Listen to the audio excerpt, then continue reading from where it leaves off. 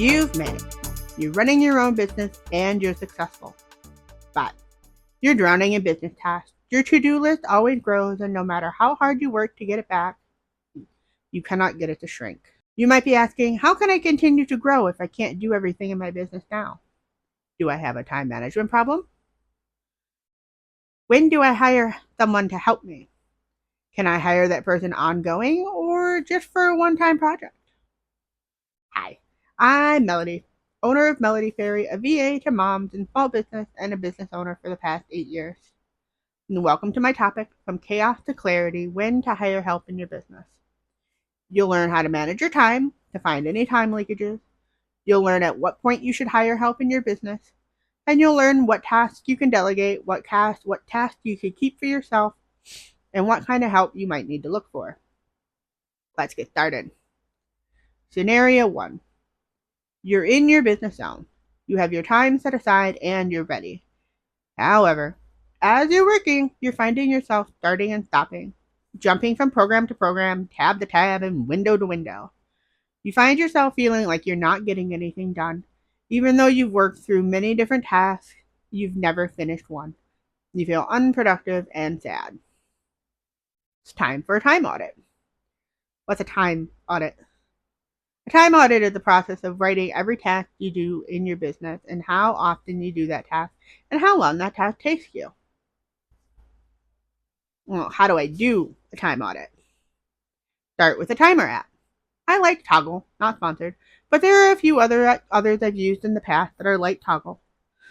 Label each task either on your spreadsheet, timer label, or on paper. And then start working on that single task. When you find yourself jumping to a new task, stop the timer and start a new one. Do this every day for a full week. Will the stopping for the timer add more time to your day? Yes, but it will be worth it when you see where your time is actually going. When I started working with a client to help her with her shop updates, she hired me for 10 hours a month. But as we worked together, it was actually saving her more time than that, because she wasn't getting lost in the art of perfection. My help gave her the ability to let go and not move wording and website boxes around for hours trying to get it to be perfect when it was just fine 2 hours ago. It helped her take care of her health since she was able to take the weekends off without those website updates hanging over her head. Once you have it all written down, you can start by grouping tasks together and make yourself a schedule where you're not losing so much time in the start and the stop. You can group them together by like task on a single day, so you're not spending a lot of time switching programs. Here's a look at my current calendar, the one that I use to help with my digital reminders. They're grouped in 1.5 to 2 hour increments with a stop for lunch. I have them scheduled this way since my workflow is different now. Breaking them up this way helps me keep what I'm working on fresh and new. I use the paper planner, turn post-its for pre-planning and ideas that hit while working on something else. Have you ever been working on something and then in the middle of it you have an idea? Well, instead of jumping to that and abandoning what I was working on, I write it down on a post-it note and stick it in my planner. I also use the post-it notes as an active to-do list. I'll be able to move things around as needed.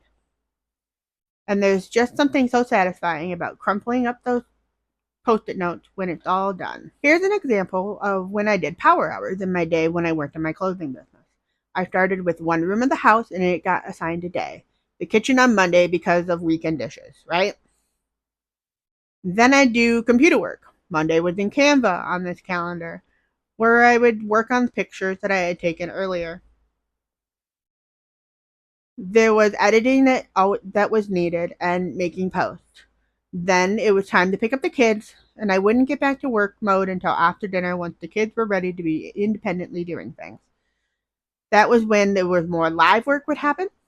Live videos, live posting, live discussions that would happen in the group since everyone was getting home from work and getting online.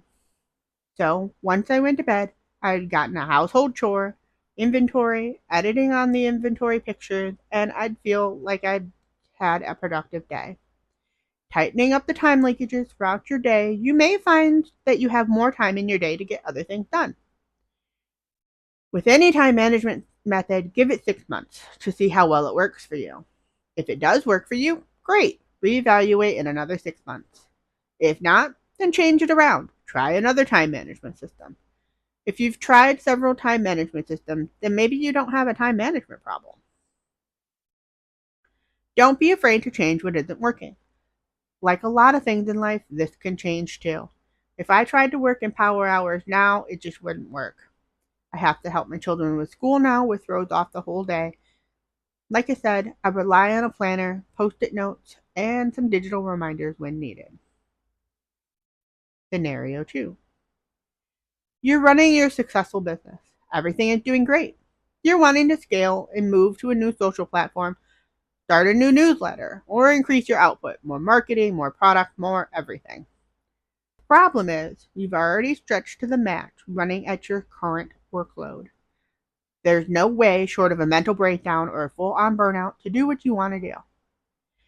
In this case, you're going to do your time audit, but you're going to pay attention to the tasks that you do not have to be the one to do them. If it does not need your face live and in person, then consider that something someone else could do for you. When you track your time it takes you to do those tasks, look at it as time that you could get back. My client that I spoke about earlier was able to redirect that time that I had given her back into her business, focusing on more 3D items to print, more marketing that she wouldn't have had time for. The first month we worked together, she got a big order overnight after being able to focus on the marketing. We were both pretty stoked about it. So, if writing your newsletter takes you 3 hours to do and someone else takes that over, that's 3 hours that you'll be able to get back into your time pocket to do something else for your business or with your family. You have to do videos for content because you have to be the one to do them, if that's something that you're already doing. But there's no reason that someone else can't make any static graphics like in Canva and edit those videos for you. They can then schedule and post the content for you instead. If everything social media related takes you 5+ hours, but the product videos and pictures parts only take you an hour, having someone else do everything else can free up 4+ hours in your day for other business tasks. Using an outsourcing calculator can help you see everything in one spot. Much like the time audit spreadsheet, an outsourcing calculator can help you show how much time you could get back in your business and having all of your tasks in one place. Knowing what you need help with and how much time it can save you can be really helpful when trying to hire help. You'll know if you need someone to help you long-term ongoing or on a project-based basis. Scenario 3. You're in the groove running your business, and you want to set up a one-time project, a newsletter, a giant shop update, help with the new launch, something that you won't need ongoing help for, but you need it for like a day or two, or even just a few hours. A lot of VAs will offer VIP days or have project-based rates. They will work with you to get everything ready, and then once that project is over, so is their contract. Don't be afraid to reach out for just one project. Scenario 4. If you have a business task that you hate doing, it's the task that you put off till last. It's the task you drag your feet doing no matter how important it is. If you have something like that in your business, why not hire someone to help you do that task? You're not alone in these thoughts. It's perfectly okay to not like everything in your business. If you're fighting to do these things, well, then what happens when those tasks that you hate day after day, and then those feelings leak over into the rest of your business? It'll sap your motivation quickly, making it impossibly hard to start your workday. Soon you're not working as hard, and your sales suffers. Do you hate doing finances? Gathering all of your things for taxes, or even for the end of the month's tracking? It can manifest as anxiety, making you spiral every April or at the end of the month can be exhausting. Hiring someone in bookkeeping can be a lifesaver and save you not only time, but can help remove your spiraling at the end of the month or at tax time. The task I hated was shipping, and that's pretty important in a product-based business. But when I tell you I hated my printer, every single print job was a fight. So I had my sister come over with my nephew to help me. She would pack up the orders and print the labels, and I would pay her for her time. It was a lovely setup, When I tell you I was so sad when she got her new job, believe me, I was. Running your business is stressful enough. Don't make it worse by doing tasks you hate, even if you can make it work in your business. Get someone else to do them. When to hire help. How do you know for sure when you need to hire help? Unfortunately, there's no one size fits all kind of answers. But there are some signs. Your to do list is longer than your day. You worry you spend too much time working and not enough time with your family. You hate doing some of your business tasks. If you're overwhelmed and need an extra hand for a project or two. If you've automated everything and you still feel stretched too thin. Ultimately, you're the boss. You have to make the decision. If you read the signs, maybe you can save yourself from burnout. How do I know what kind of virtual assistant I need? There are many different kinds of virtual assistants. Some have taken it one step further, and while they do generalized business tasks, they've specialized within their chosen niche. While virtual assistant is the most SEO friendly, most used search term, you might not want a general jack of all trades type of virtual assistant. If you're looking for help in operation strategy, try searching for an online business manager, someone who handles operations, team management, and project oversight. A project manager, someone who focuses on timeline tasks and deliverables. A system strategist, someone who helps with back-end systems, CRMs, automations, and SOPs. Or a launch manager, plans and executes digital products or course launches. Using Online Business Manager or OBM in search terms may be helpful for finding someone in this realm of work. If you're looking for more help in marketing and visibility, search for a social media manager, someone who handles content and strategy on the different platforms. A podcast manager oversees productions, editing, outreach, and distribution of podcasts. A content manager, someone who plans, edits, and schedules blog posts, newsletters, and content calendars. Email marketing specialist, someone who automates, writes, and optimizes emails and newsletters. If you're looking for help in sales funnels, try searching for a digital marketing strategist, someone who runs ads, does funnels, and has conversion strategy. A funnel builder, someone who designs and builds sales funnels. An SEO specialist, someone who helps improve website visibility and search engine ranking. An ads manager, someone who runs ads on a digital platform. If you're looking for help in writing and in content, try searching for a copywriter, someone who writes sales pages, emails, and product descriptions. A content/blog writer, someone who writes long-form SEO-rich content. Or a ghostwriter, someone who writes content and that is credited to the client. Do people identify as these titles? Yes. However, they may choose to use the generalized terms that are more SEO friendly, since not everyone knows more than just a virtual assistant, a social media manager, and an online business manager. You can use Google to search. You can also use Facebook groups and your social pages. You will have to be specific in your wording when writing out your job post.